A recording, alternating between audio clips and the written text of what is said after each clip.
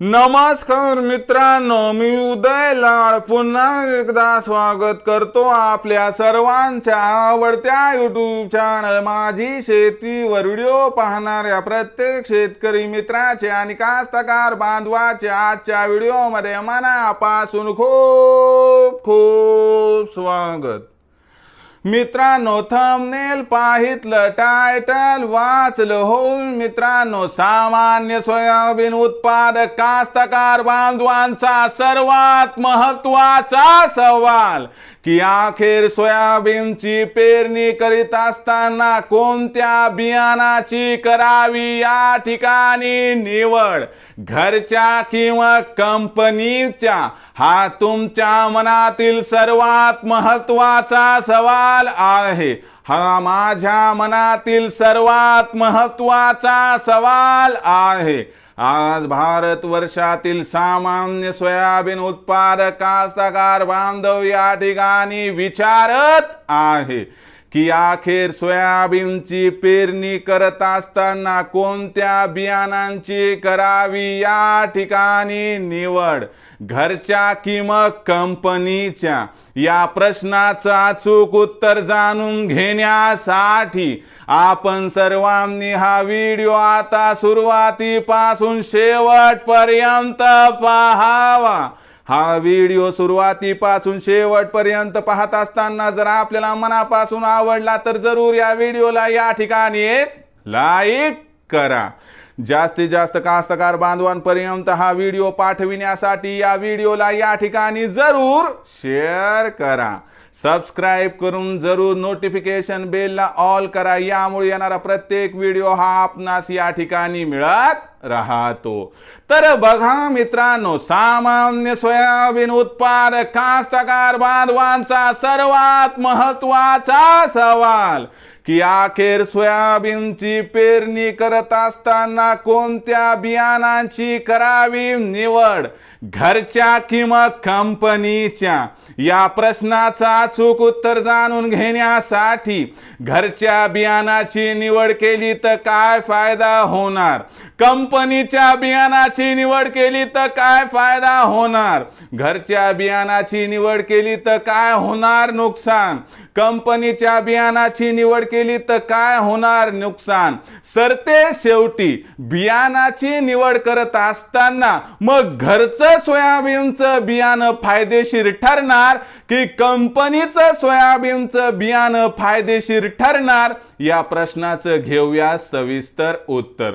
आता बघा मित्रांनो, काय झाले, आता खरीप हंगाम जवळ आलाय, सगळ्यांना लगबग लागली आहे मित्रांनो पेरणीची, आणि आपल्या सर्वांना माहित आहे की जसं पेराल तसं उगवाल। जर बीज चांगलं असेल तर तुम्हाला उत्पादन चांगलं मिळणार, बीज खराब असेल तर किती पण मेहनत करा फायदा होणार नाही। तुम्हाला समजावून सांगतो, बीज चांगलं नसेल तर मला सांगा तुम्ही कोणता खत टाकलाय, किती खत टाकलाय, किंमत आहे का? हो, अजिबात नाही।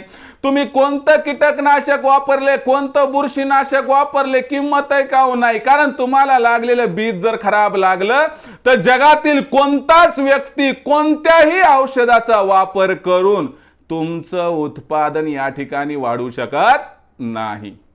म्हणून बियाणं फार महत्त्वाचं आहे। मग अशा परिस्थितीमध्ये आपल्याला जोखीम घ्यायचा नाही। मग आता बघूयात, घरच्या बियाणाची निवड केली तर फायदा काय, नुकसान काय? घरच्या बियाणाची निवड केली तर सर्वात मोठा फायदा होतो की आपल्याला त्या ठिकाणी पैसा मोजावा लागत नाही, कारण हे बियाणं घरचं आहे ना हो, आणि घरचं बियाणं स्वस्त पण पडते। म्हणजे आजचा भाव जर बघितला तर 45 रुपये किलो आहे, बरोबर आहे। मग विकतचं जर घ्यायचं म्हटलं तर हे महाग पडते ना। आज कंपनीचं बी घ्यायचं म्हटलं तर ते 90 रुपयाच्या किलोच्या आसपास जाते, घरचं 45 रुपयाच्या आसपास पडते। म्हणजे याचा अर्थ निम्म्या किमतीत आपल्याला या ठिकाणी बियाणं उपलब्ध होते। हा सर्वात महत्त्वाचा फायदा आहे जर आपण घरचं बियाणं खरेदी केलं किंवा घरचं बियाणं या ठिकाणी ठेवलं तर। आता विकतचं घेतलं तर तुम्हाला पहिलेच कळालं की बाबा आपल्याला 90 रुपये किलोने विकत घ्यावं लागते, म्हणजे आपल्याला कुठंतरी दुप्पट पैसे या ठिकाणी मोजावे लागणार आहेत. दुसरीकडे बघायला गेलं तर मित्रांनो, एक गोष्ट लक्षात घ्या की घरच्या बियाणाचं ग्रेडेशन नसतं, एकसारखं बीज सगळं नसते, कोणतं छोटं कोणतं मोठं, तर कोणत्यामध्ये ओलावा असण्याची भीती राहते. परंतु जे कंपनीचं बियाणे येते ब्रँडेड असते, क्वालिटीचं असते. म्हणजे मी असं गृहीत धरतो की तुम्ही ब्रँडेड कंपनीचं घेतलं बरं काय, लोकल नाही, डबल टॅगचं घेतलंय, तर मग हे बियाणं कसं ब्रँडेड असते, एकसारखं उगवते, उगवण क्षमतेवर काहीही परिणाम होत नाही. घरचं बी उगवल का नाही उगवल या बाबतीत थोडी साशंकता असते, कारण आपण त्याची साठवणूक कशी केली हे माहिती नसते ना. त्यामुळं पुन्हा कधी कधी घरच्या बियाणाचं टर्फल वगैरे निघून गेलेलं असते, विकतच्या बियाणाचा असा प्रॉब्लेम कधीही असत नाही. म्हणजे जर फक्त आपण पैशाचा विचार सोडला तर घरच्या बियाणापेक्षा कंपनीचं बियाणं हे फार फायदेशीर पडते. मला सांगा, थोडा खर्च होईल, काय हरकत नाही, पण आपण जर बियाणं विकतचं कंपनीचं डबल टॅगचं ब्रँडेड लावलं तर पुन्हा चिंता आहे का की बुवा मला दुबार पेरणी, अजिबात टेन्शन राहणार नाही.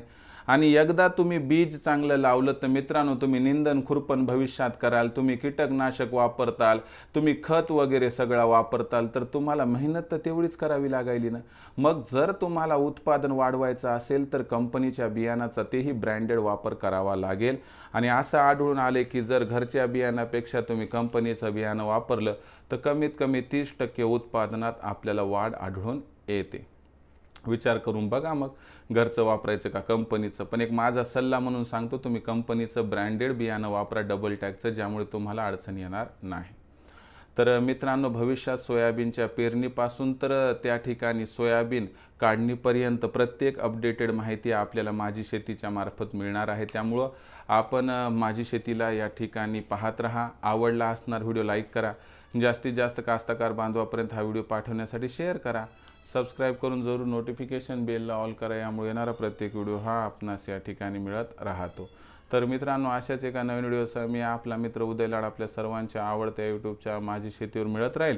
तोपर्यंत माझ्या प्रत्येक शेतकरी मित्राचे आणि कास्तकार बांधवाच्या आजच्या व्हिडिओमध्ये मनापासून खूप खूप आभार.